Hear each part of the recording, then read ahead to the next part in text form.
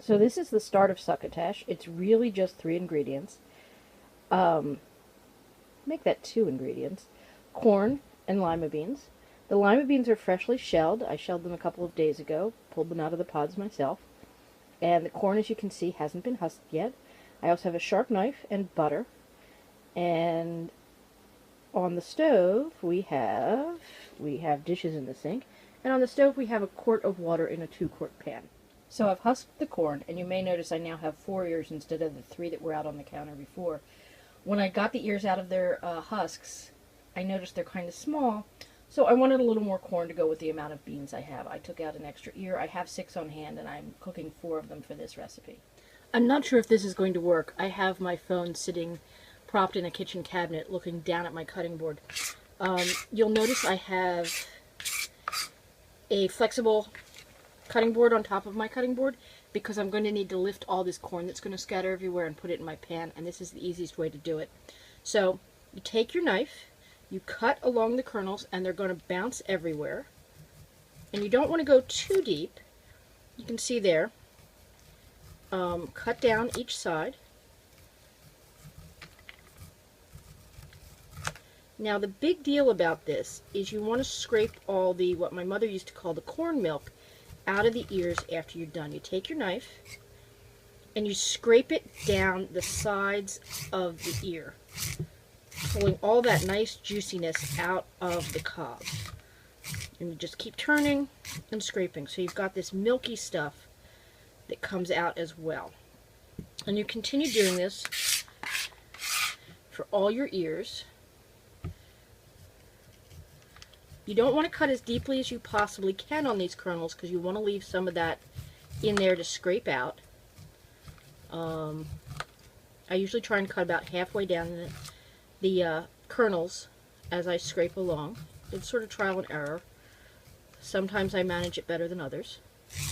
Scrape, scrape, scrape, scrape, scrape, scrape, scrape. Now, I must confess that when these are done being scraped, and that there's still sometimes a little bit of corn at the top or bottom, I will nibble that. So do all your corn like this. Pick up the stuff that's flown off the cutting board. And you're going to add this to your lima beans near the very end of the lima beans cooking. You really don't want to cook the corn much. You just want to get it warmed all the way through, and the residual heat will help once you take it off the stove. Next, you put about a quart of water on the stove and you bring it to a boil. I have a stupid electric stove, which I can't stand, but I know plenty of people have them. I'm just much more a fan of gas. But in an apartment, you don't have a choice. So, bring that to a boil. Supposedly, if you put the lid on, the water boils faster. I'm sure it does. I just am lazy sometimes. You will not be cooking this with the lid on once you put the beans in. So the water came to the boil. I added the beans. I am bringing the water back to the boil, and I've added about a teaspoon of kosher salt. You'll notice that the pan is not full, although you do have to watch out. This can boil over very easily. Once the beans come to the boil, it will boil very rapidly. You'll get a lot of foam, and it will start to overwhelm the pan. That's another reason you don't want to use too much water. I think I have about a quart in here in a 2-quart pan. I also want to save the cooking water at the end to become something called corn soup. And you don't want the flavor of the corn overwhelmed by being too watery from having too much water in the bean cooking phase of this operation. So, we'll come back when this has come to the boil, and after I've probably cleaned up the mess I've made on the stove as it boils over. Electric stoves are tricky that way. It can come to the boil and be too hot in mere milliseconds. You'll notice the foam already starting to form as little bubbles appear.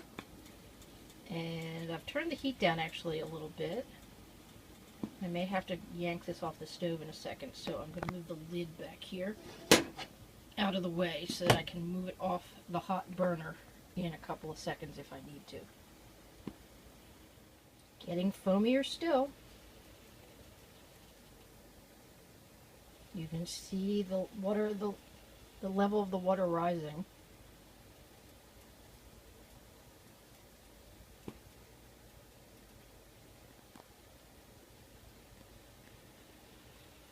And it's about to be time to move the beans.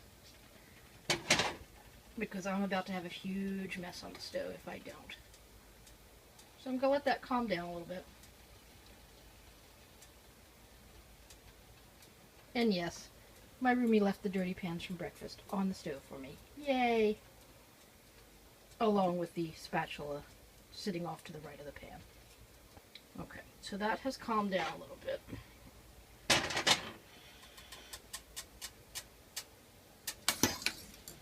We're going to stir.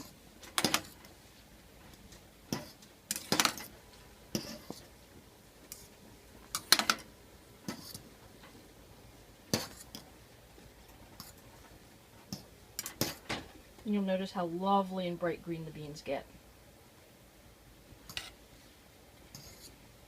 And the water's really at a boil now.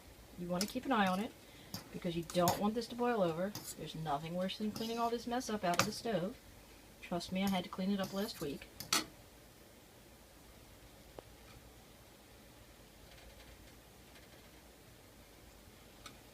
About to overflow again, taking it off the stove again, off the hot burner again, and I'll be back when I'm ready to drain these. Oh look, the movie looks better when I turn on the light over the stove. Duh. Anyway, you'll notice I've pulled out a forkful. You'll also notice that some of them are various sizes and colors and that the fog is steaming up the camera. When you test a bean to see if it's done, you don't want to pick one of the yellow ones. They're the biggest beans. They're going to be the toughest. Oh, we're about to boil over again. You can see this is a battling act. You want to test it on sort of a medium-sized bean, not the smallest ones, which will be cooked almost instantly, and not the big tough ones, although you can try one just to make sure they're not completely overcooked. You want to try a medium-sized bean, and you want to make sure they're tender, but not all the way cooked through. The raw taste will be gone, and they'll start to be sweet and yummy. So now I've added the corn back in, or into the water rather. You'll see it there. The beans were almost cooked through. I took the corn on the cutting board, folded it up, dumped it in the water, and now we have this lovely mix of corn and lima beans. And I'm going to taste one more bean. You'll see how some of them are starting to wrinkle a little. That's a good sign.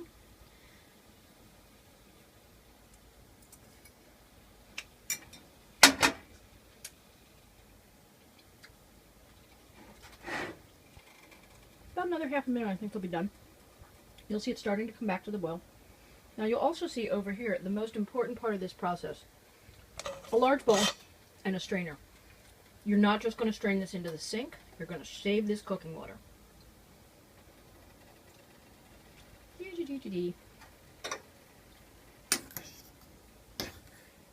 The corn doesn't really need to cook through, it just needs to warm up. You still want it fresh and poppy tasting. By poppy, I mean it's going to like sort of burst in your mouth with all that juiciness.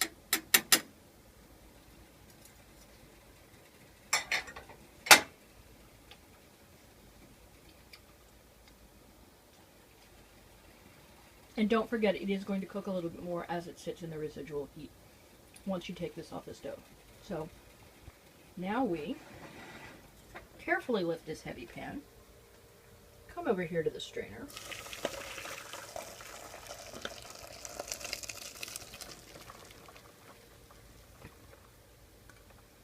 now I'm not going to bother scraping all this out of the pan because it's not going anywhere. The pan is going back on the stove where I'm going to turn off the heat. I'm actually going to move this off the hot burner at the moment. Now you've got a big thing full of this. Letting it drain. You've got all this lovely milky cloudy liquid down here. Shake, shake, shake. What you've got in the strainer is now succotash.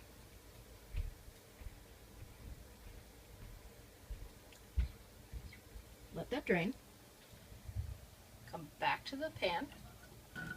Put it back in the pan.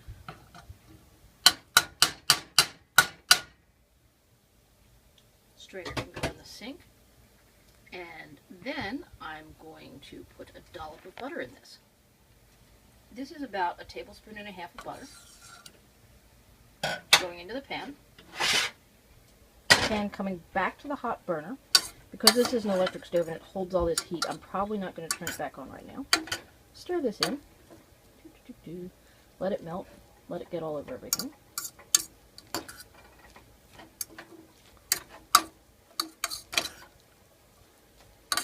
I use unsalted butter, and I would advise everybody to use unsalted butter, because that way you can control the amount of salt. Different brands of salted butter have different amounts of salt, and you're never quite sure what you're going to get. If you use unsalted, you can always control it yourself. So now, I want to taste it for seasonings.